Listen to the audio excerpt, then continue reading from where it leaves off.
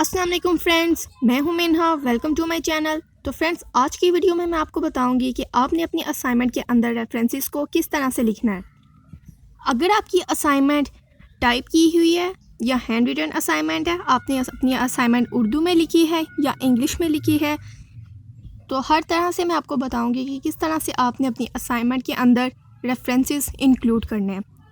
तो video start करने से पहले आपसे रिक्वेस्ट है कि मेरे चैनल पर नए हैं तो मेरे चैनल को सब्सक्राइब करें और बेल आइकन को प्रेस करना मत भूलें ताकि मेरी हर नई आने वाली वीडियो आप तक बआसानी पहुंच सके।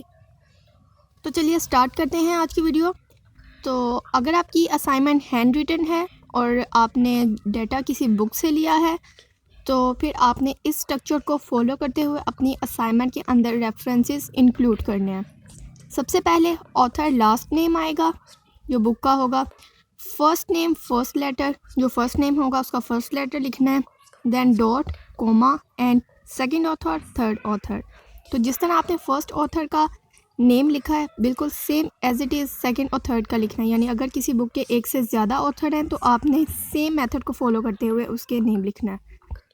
उसके बाद bracket, year of publication, bracket close. तो जो यानी जिस ईयर में भी बुक पब्लिश की गई होगी आपने उस ईयर को ब्रैकेट के अंदर लिख देना, ब्रैकेट क्लोज करनी है, डॉट। उसके बाद आपने बुक टाइटल लिखना है, जो भी बुक का नेम है। उसके बाद है एडिशन। तो एडिशन लिखते वक्त आपने ed डॉट और उसके बाद जो भी बुक का एडिशन गिवन होगा यानी फर्स्ट एडिशन, सेकंड एडिशन, तो वो आपने लिख देना है। तो इस तरह से आपने एडिशन लिखना है, देन डॉट, कोमा और फिर पेज नंबर, जो भी आपके क्वेश्चन का जो स्टार्टिंग पेज होगा और लास्ट पेज होगा वो आपने लिख देना है। यानी बुक का जो फर्स्ट और लास्ट पेज होगा यानी जहाँ से आपने क्वेश्चन लिखना स्टार्ट किया और जहाँ पे एंड किया।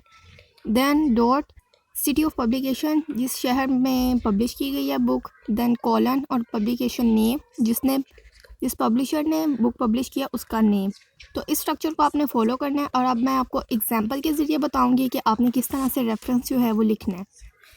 तो अभी मेरे पास ये जो बुक है वो सेकेंड ईयर की बुक है केमिस्ट्री की। ये मैं सिर्फ आपको एग्जांपल के लिए समझा रही हूँ, आपने अपनी बुक से लिखना है। तो सबसे पहले है ऑथर लास्ट नेम। तो हम देखेंगे कि बुक का ऑथर लास्ट नेम क्या है। यहाँ पे इस बुक का जो ऑथर नेम है वो है मोहम्मद अमजद फ़ारूक और इसका लास्ट नेम फ़ारूक है, तो मैंने यहाँ पे फ़ारूक लिख दिया। आपकी बुक का जो है आपने वो लिखना है। Then comma, first name first letter. तो यहाँ पे जो ऑथर है उसका फ़र्स्ट नेम मोहम्मद है और मोहम्मद का फ़र्स्ट लेटर जो है वो एम है, तो मैंने एम लिख दिया।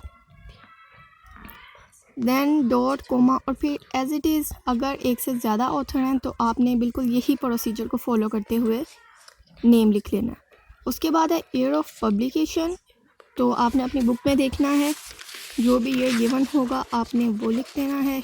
यहाँ पे इस बुक का जो ईयर ऑफ पब्लिकेशन है वो 2010 है, तो मैंने 2010 लिख दिया।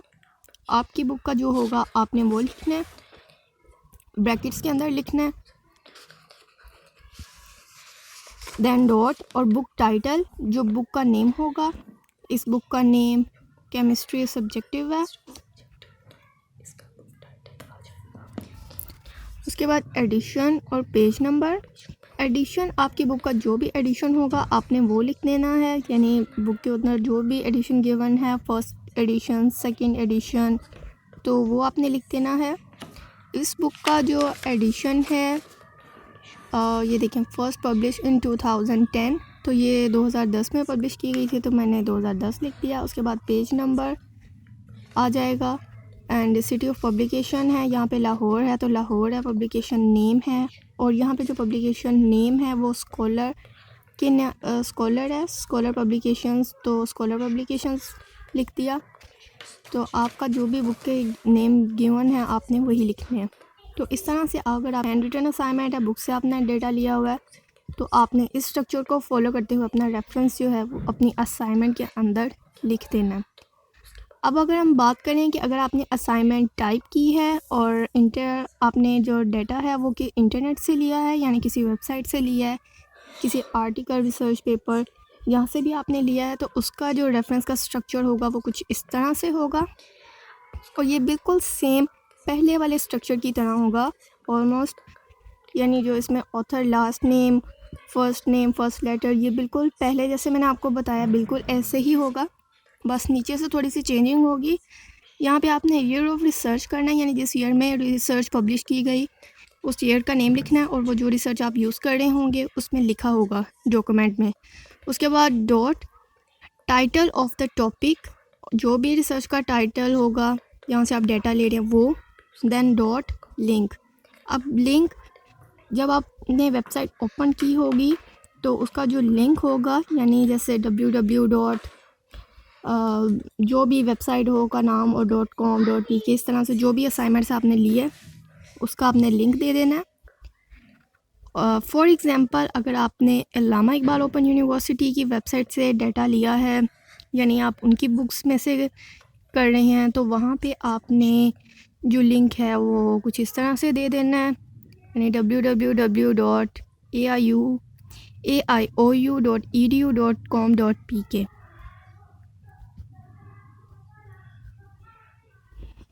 तो ये मैं सिर्फ आपको समझाने के लिए जस्ट एग्जांपल दे रही हूँ। आपने जहाँ से भी डेटा कलेक्ट किया है, देख के लिखा है, आपने उसका लिंक यहाँ पे दे देना है।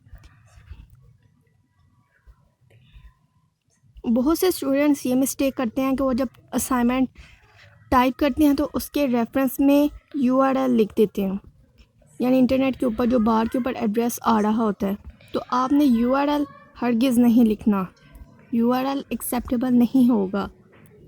अगर आप असाइनमेंट टाइप कर रहे हैं तब भी आपको इस मेथड से रेफरेंस इंक्लूड करना होगा, URL नहीं लिखना। तो इस तरह से आपने अपनी असाइनमेंट्स के अंदर रेफरेंस इंक्लूड करने हैं। अगर आप ये इंग्लिश में लिखने का मेथड था, अगर आपकी असाइनमेंट उर्दू में है तो उसका भी सेम प्रोसीजर है। उसमें ऑथर लास्ट नेम है तो उसमें जो भी नेम होगा उसको आपने उर्दू में लिख देना है। उसी तरह ही आपने डॉट, कॉमा, ब्रैकेट्स का ख्याल रखना है, और जिस तरह से फ़र्स्ट नेम, फर्स्ट लेटर है, तो यहाँ पे मोहम्मद था तो उसका M लिख दिया, तो उर्दू में जैसे मीम से होता है तो मीम लिख देना आपने।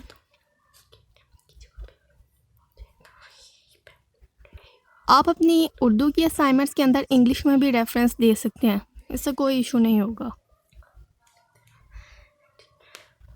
तो इस तरह से आपने अपनी असाइनमेंट्स के अंदर रेफरेंसेस इंक्लूड करने हैं। आई होप कि आपको मेरी वीडियो समझ में आ गई होगी, और इस तरह से अगर आप रेफरेंस लिखेंगे तो कोई भी मिस्टेक नहीं आएगी इंशाल्लाह, क्योंकि मैंने ये आपको स्टैंडर्ड मेथड बताया रेफरेंस लिखने का।